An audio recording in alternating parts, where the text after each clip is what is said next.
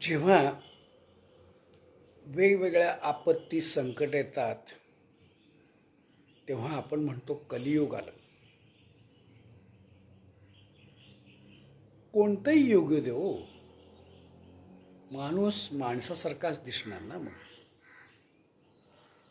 प्रत्येक काळ वेगळा होता, भूतकाळ वेगळा होता, वर्तमान काळ वेगळा आहे, भविष्य काळ वेगळा राहील. मग त्या काळाप्रमाणे आपण त्या काळाचं जे गुणसूत्र आहे ते ओळखता आलं पाहिजे. उगीच भूतकाळातल्या गोष्टी घेऊन आम्ही मागे असे होतो, मागे असे चाललो, मागे एवढ्या रुपयाला एवढं मिळत होतं, हे सगळं खरं आहे. त्यामागची कारणं वेगळी आहेत. मागच्या काही भूतकाळातल्या गोष्टी आपण स्मरणात ठेवाव्यात. कोणत्या ठेवाव्यात?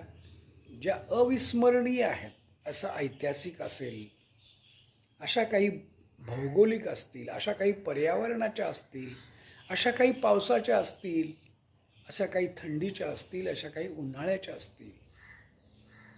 त्याचा मागोवा घेत वर्तमान काळ मात्र छान जगता आलं पाहिजे.